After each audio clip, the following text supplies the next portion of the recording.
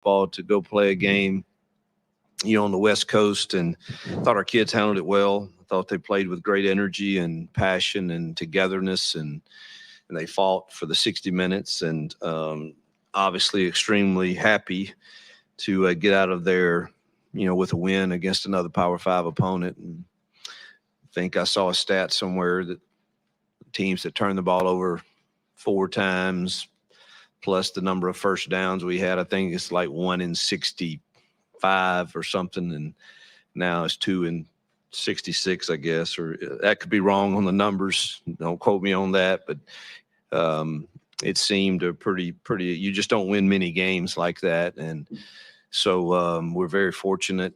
But I know this.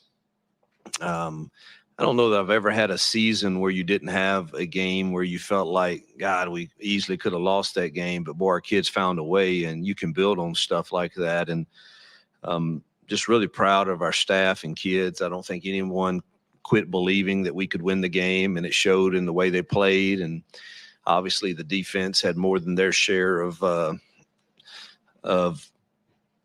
times that they had to go back out there and too quick, and because of the number of turnovers and lack of production on third down. And man, they never once, it was always, we got you. And I'm just really proud of that growth that we can use to build on for sure. And obviously they played, really well on that side of the ball, and special teams played better than average, but not great, but better than average. Offense was awful. And, we got the ball in the third quarter. I don't know how many minutes were left, but our first possession in the third quarter, we had only had 25 offensive plays.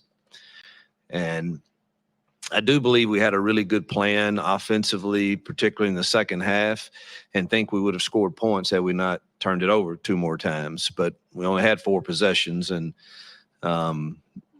those turnovers are just, you can't win football games turning the ball over. And thought we were ripping off some pretty good runs, and either had a penalty or a turnover for those few possessions that we had the second half. So I think there's some things we can build on for sure, but ultimately the bottom line is our kids found a way to win, and we celebrate that. And you can write it however you want to write it, but the bottom line is Auburn Tigers are 2-0, and we celebrate that.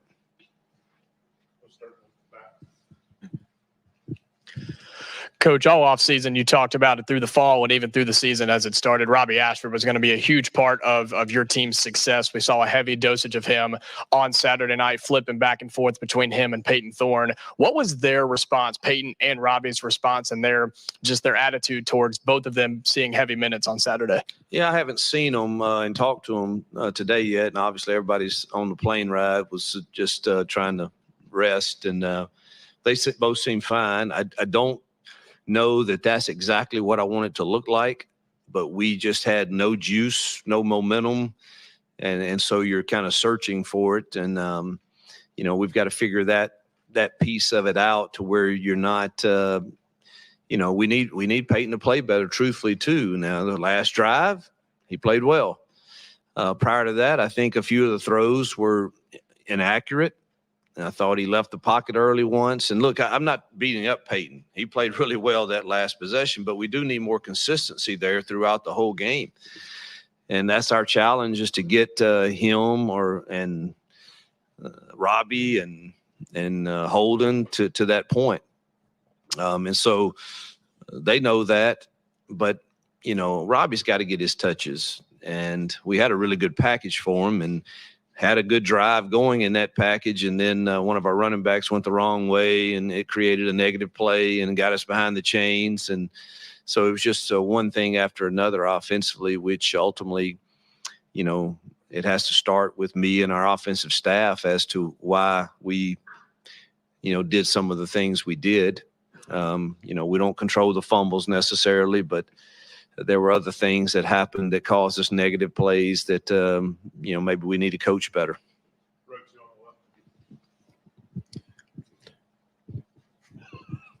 Well, you can talk too. One of the things you've talked about is taking shots downfield. You didn't do much of that Saturday. Was that by design? Was it something Cal was doing, or was it just the ineffectiveness doing it? Well, Cal was I think we only called 3 and probably should have called more. But it was Cal, played us a little differently. But there were times that I thought had early in the game, I know we had one real shot, and we read a different side of the field, and then our receivers didn't win a few of the others that we called. They were in man coverage quite a bit, and they won some of those battles on us. Coach, after the first game, you mentioned some of the defensive alignment issues. How did you work on that, and were you pleased with the progress they made in week 2? We definitely made progress. It was much better. The effort was incredible. Lows were way, way down. We still have some alignment issues. But, I mean, every game you're going to have some. I would like for it to be in the single digits. I think we were around 10. But they weren't. I mean, some of them were being really ticky-tack and hard. You should be lined up in a 30 technique, and you're not quite there at linebacker. So we're being really hard on that right now. But so some of them were pretty insignificant, and there were others that could have been significant. And again, you're not going to ever completely change that, because the offenses are going to throw something at you that you didn't prepare for, or some motion or some shift. We just got to make sure we're all on the same page when that occurs. And there were a few of those early in the second half that we were still trying to figure that out as the ball was being snapped. So we got to continue to work on it, but it was much better. Coach, you've chosen to give up play calling for the first time in your career. How would you characterize what we saw on offense Saturday? Was it more play calling, or was it more on the execution side? And did you take over play calling at 80 point during that game? No, I called 3 things in that game, and it's hard. I'm not going to lie. And, I don't want to make I have great confidence in our staff. And, one game is not something that you should, particularly when you have 4 turnovers and the number of penalties we had that got us behind the chains. I just think that, I know I'm not making any excuses, because we have to own what's on the film, but when you turn it over 4 times and you don't get a lot of possessions in a game, it's hard. And that's kind of where we were. And every time we did get an explosive run on the reverse or something, there's another penalty. And we did everything that we didn't do in the first game. We didn't have turnovers. We didn't have penalties. And dang, if we didn't look like it was the first game offensively. And so I did not take it over. I did call the fade to Rivaldo and a couple other things. But no, it's not at that point at all. I have great confidence in them. We've had a lot of tough talks this morning. And, I can't be everywhere. But ultimately, I have to own everything. And I spent a lot of time with our defensive guys last week, and going to spend a lot of time with our offensive guys this week. And but it's really not. It's about us all seeking wisdom as to how we can get better, me included. And that was our main theme this morning in our truth meeting is, man, how do you seek wisdom to get better and to improve the chances our kids have of winning football games and being better men? And what does that look like for you, and who do you have? And we've got to have each other, and everybody's got assistants in this building, assistant O-line coaches, D-line coaches, safety coaches, quarterback coaches. And it's high time that nobody has an ego, and we all all right, are we doing too much of something, and what can we do, and who needs the touches? And, 5 and 6 for us need more touches. Those 2 guys they're our best receivers. Now, I wish they were bigger, because the catch radius is not big, but and we got to improve the others, but those guys are pretty good in space. And so we've got to use those guys more. Rivaldo obviously needs to be utilized, and he was well in the second half, but we got to play to our strengths and figure out how to make it look different every week. And So those are some of the things I challenged them with this morning is, how are you going to do that? And if you need help, I swear I can help. I'll draw them up and show you how to make it look different. But they have the ability to do that. And so, again, I think it's you don't, I know you guys have to, it was ugly. There's no two ways around it, but you also have to take into account the number of turnovers and penalties for possessions versus was it just awful play calls? I didn't see many awful play calls, truthfully. They all have a chance to work. Nothing schematically was off about it. I think we need a little more balance, and we got to figure out what that looks like exactly that our quarterbacks and receivers can handle. And our RPO world, we didn't utilize near enough. We've got to work on that. So we'll challenge each other to be better this week as coaches and players. It's on the point of a play calling. When you talk to Philip about that, as you mentioned, what does that look like going forward now? As you were saying, it was hard to keep yourself from calling more plays at that point. We're not overreacting to anything. I have great trust in him. We're going to work together this week on the game plan, and and obviously he doesn't have an ego. He doesn't care if I step in and call it, but I need to probably be in more meetings. And like I said last week, we were really that game went nothing like I expected. I just got to tell you. It was nothing like I expected, and which is good and bad, I guess. So we worked really hard on how do we come up with the right defensive plan for our guys, and how do we handle the tempo. And heck, if they didn't go much tempo at all, really, they went a few plays, but nothing like what I'm used to from Spavital, and we never got in our tempo hardly at all because we never were efficient enough on first down to get in it. And it just was totally different than what I expected.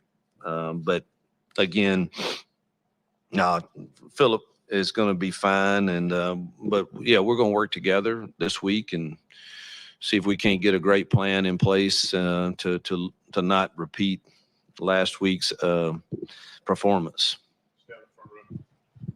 How do you think Peyton did with his decision making, specifically in the RPOs that you guys called? I know that was something from we week didn't one. call enough. We didn't call enough RPOs, so I can't say Peyton was that was him. I just think he was inconsistent with the early throws that we had, and that really continued. Again, third quarter we didn't have the ball very much, or the fourth quarter, truthfully. So. The last drive is one we're going to choose to concentrate on and focus on and see if we can't build on that. But it was inconsistent until that point.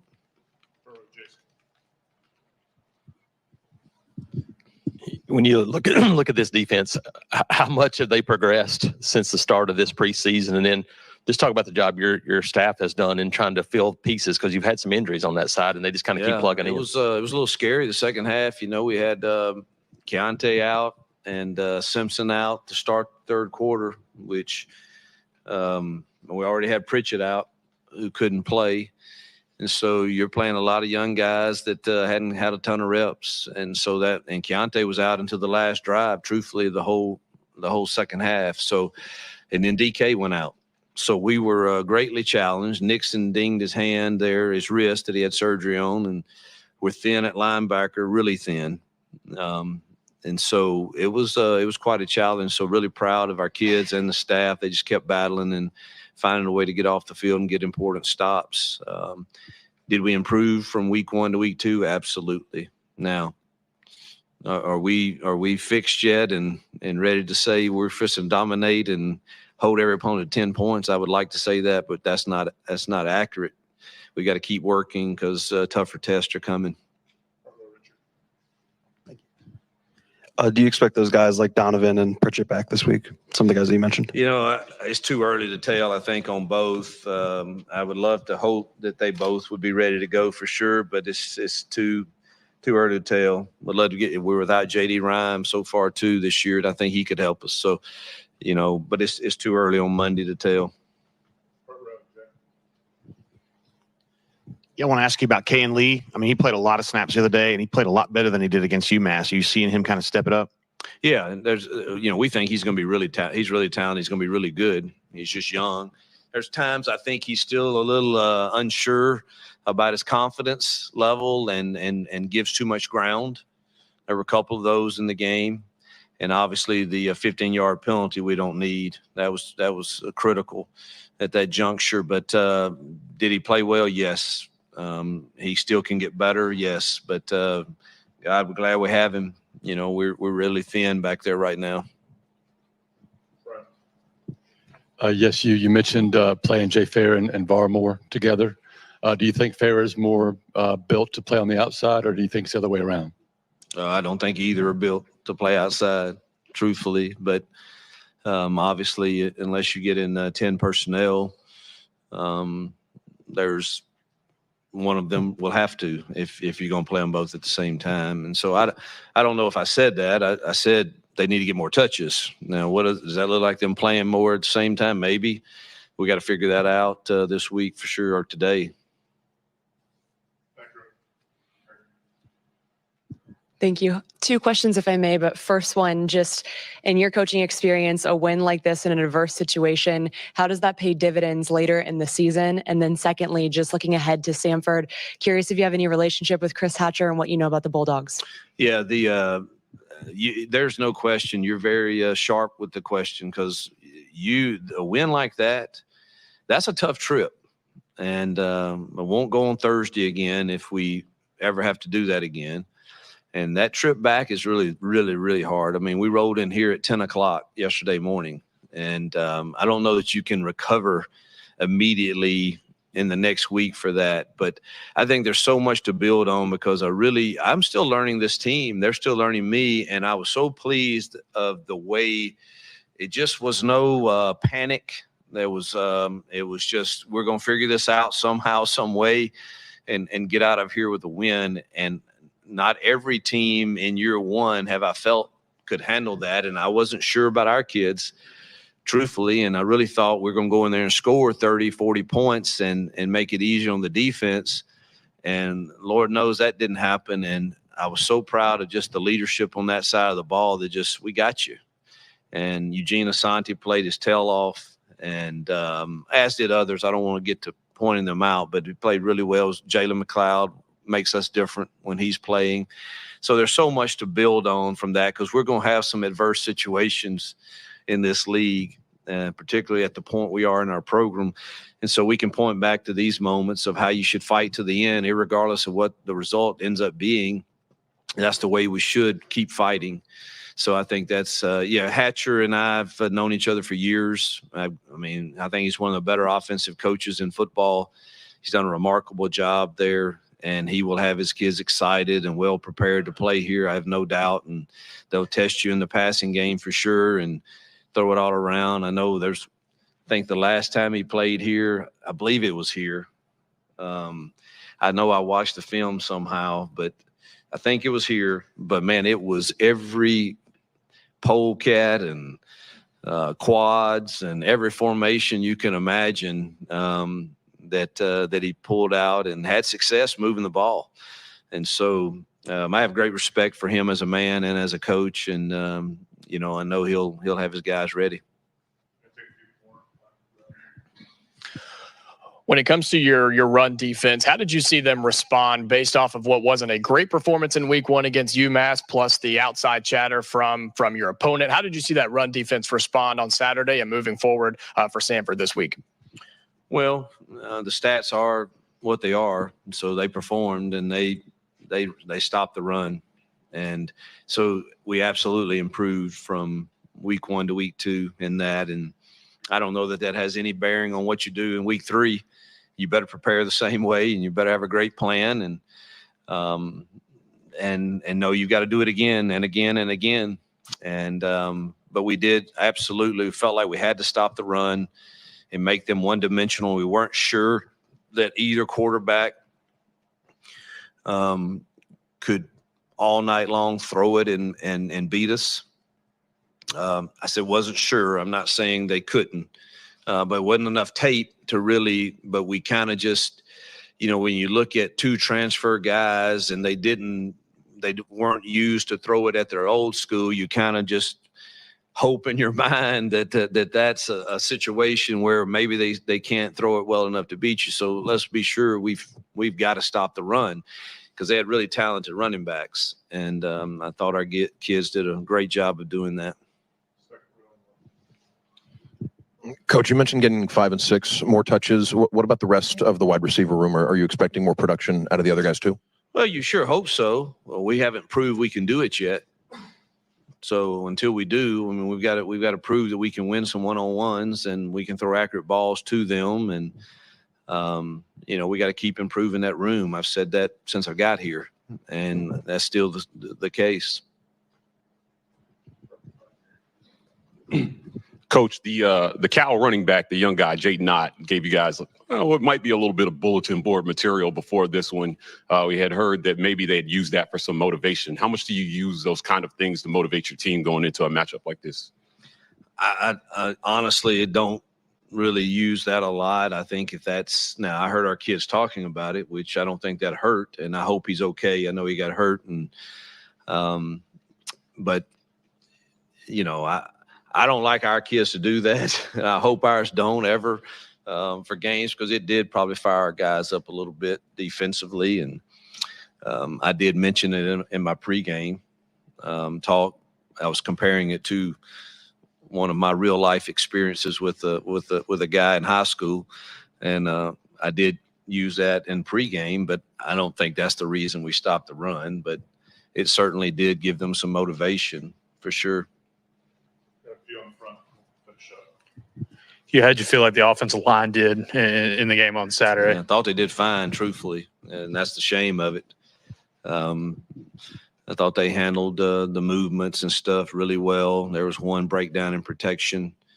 The others, I think we kind of caused, with either setting the protection wrong or moving out of the pocket too early. But I think, again, without the turnovers, I think you're looking at another 250-yard plus rushing night. And so I thought they were doing a fine job of run blocking. You talked about getting McLeod back. What did it add to the defense, and then how much of a boost is that moving forward, having that speed off the edge? I think he's probably 85%. I'd like for him to get to 100%. And then I think he really gives us a boost. But he, at 85%, he's made us better.